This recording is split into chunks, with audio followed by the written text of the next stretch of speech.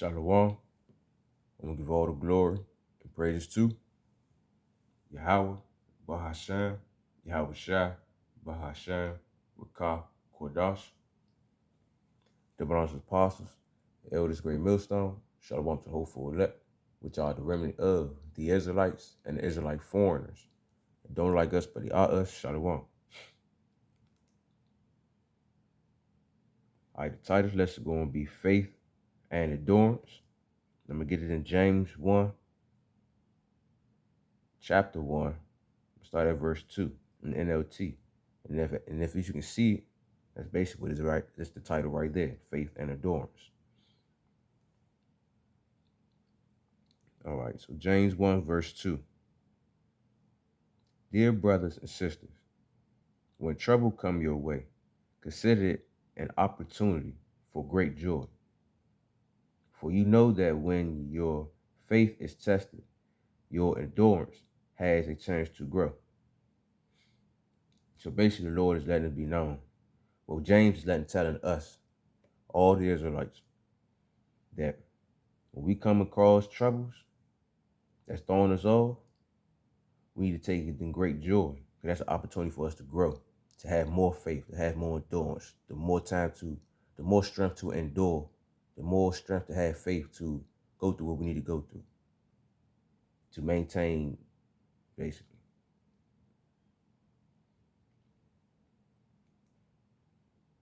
So, all right, verse 4. I'm going to just read verse 3 again. James 1 and 3. For you know that when your faith is tested, your endurance has a chance to grow. All right. Verse 4. So let it grow.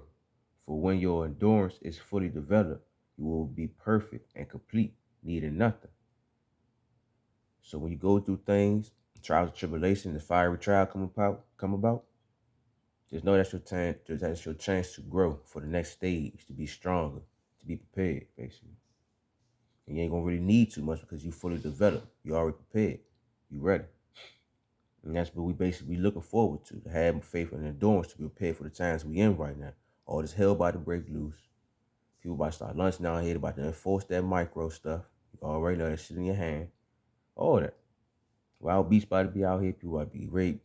People about to have to go to the military. All types of crazy shit about to happen. That's why we need the faith and endurance. All right? So we can prevail. Verse 5. If you need wisdom, ask our generous power, and he will give it to you. He will not rebuke you for asking, because the Lord basically letting it be known. I chose you people. I chose you Israelites. So ask me a question. Ask me what you need.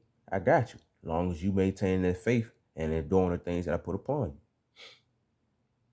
Verse 6.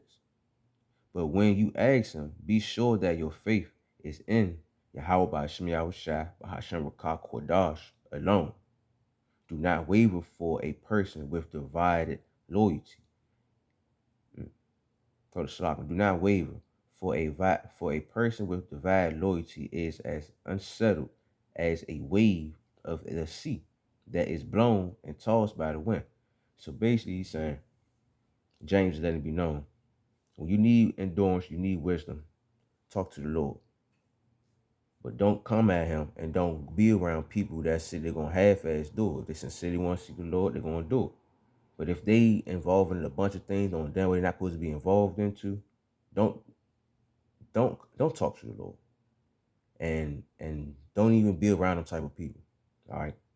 Slock if I say that a little off. But basically, long story short, somebody that's not fully focused on the Lord, they focus on the Lord and they want to be over here, they want to be over there, don't deal with them. All right, verse 7. Such people should not expect to receive anything from the Lord because they all over the place. They want to be over here at this table, they want to be at that table. You get what I'm saying? Their loyalty is divided between Yahweh Ba'ashem Yahweh Shai and the world. And they are unstable in everything they do. That's why the Lord tells us you can't be sitting at the table of the devil and his table. You gotta pick and choose. I'm just go ahead and read it. Just go ahead and go get it. 1 Corinthians. Is it 1 Corinthians 10:21?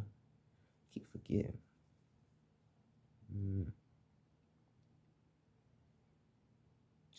Slocky. Give me one moment. It's loading. I got a slow ass phone. All right, right here. 1 Corinthians 10:21.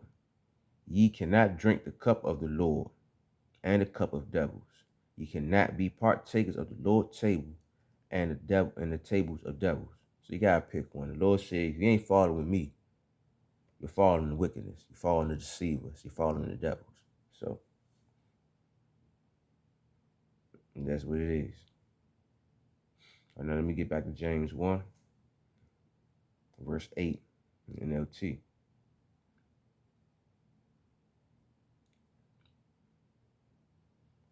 All right, their loyalty is divided between God, how about Shem Yahushua, and the world, and they are unstable in everything they do, because they try to sit at both sides of the table. It's not going to work, either in the heavens or even on earth. And basically, you're going to focus on the Lord or focus on this deceivable ass bullshit. Verse 9. Believers who are poor have something to boast about, for Yahweh Shem Yahushua has honored them. And those are rich should boast that Yahweh Shem Yahushua has humbled them. They will fade away like a little flower in the field. The hot sun rises and the grass withers. The little flower droops and falls, and its beauty fades away. Right here. In the same way, the rich will fade away with all of their achievements. So he's just basically going to a parable to give you a visual of basically how it is with the rich fade away with their achievements. Because basically, like, it's all about the Lord at the end of the day. I ain't trying to be too deep. Verse 12.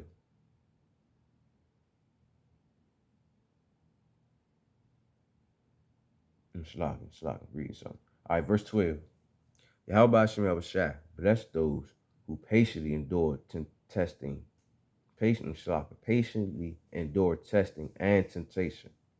Afterwards, they will receive the crown of life that Yahweh Shem Yahushua has promised to those who love him. All right, so basically, like letting it be known, I'm putting you through these temptations you're enduring. I'm going to give you what you deserve. That's why in Job 5, if I'm not, let me just go ahead and go get it. Job 5, verse 17, 18. Behold, happy is the man, also woman, whom Yahweh Shem Yahushua correcteth. Therefore despise not thou chastity of the Almighty, because it's him that's caused us to go through these troubles so we can have endurance and maintain faith. Verse 18, for he maketh sore and bindeth up. He woundeth and his hand make whole. So it's him that's putting us through these trials, and it's him that's going to save us through these trials. So just endure, maintain the faith that he's given to us. Do your best not to fall short. All right? We all going to fall to a degree, but at the end of the day, don't stay down. Get the fuck up.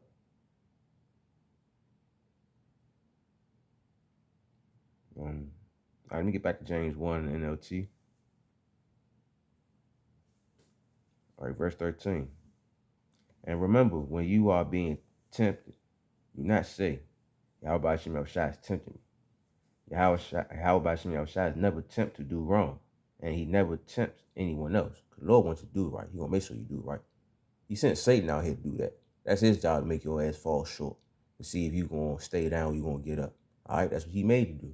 And if he don't do that, he going to get fucked up. So he going to make sure he do his best to make your ass fall short. Because that's his job. The Lord ain't going to tempt you. All right, verse 14. Temptation comes from our own desires. So if you have a desire for certain things out here, you don't have desire for the Lord, Satan going to get your ass and you going to fall. That was on you at the end of the day. You can't get mad at him. He's doing his job. That was on you. That's why he said right here, temptation comes from our own desires, which entices us and drags us away.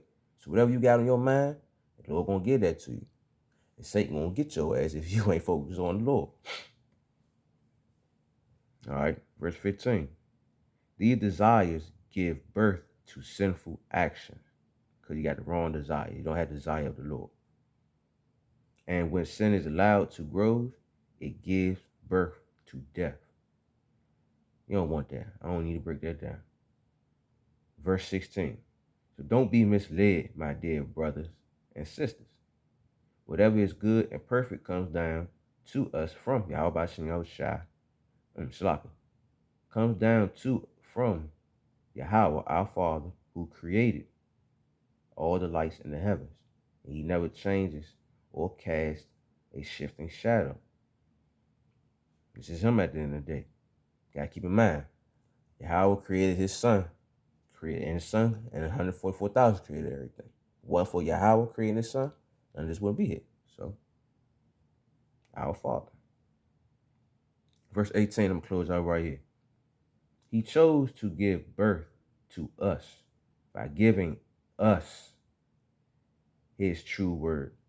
Why ain't say everybody? Why ain't say all nations? And this ain't this in the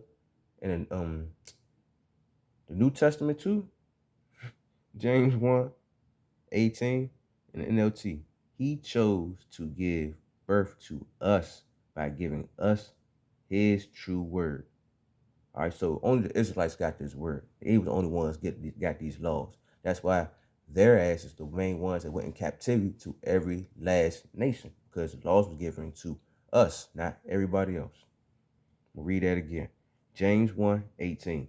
He chose to give birth to us by giving us his true word, and we out of all creation became his prized possession.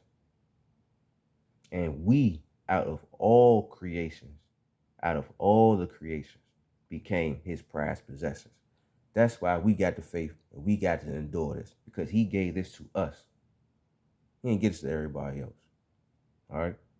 So hopefully that was edifying. Straight to the point. We got faith, we got endurance. We just got to maintain it at the end of the day. You're going through things, hey, deal with it. It's going to help you grow. So hopefully that's edifying. We'll give all the glory and praises to Yahweh, Bahasham, Yahweh Shai, Bahasham, Rakah, Kwadash. Double on apostles, elders, great millstone, shalom to hopeful elect, which are the remnant of the Israelites and the Israelite foreigners that don't like us, but they are us. Shalom.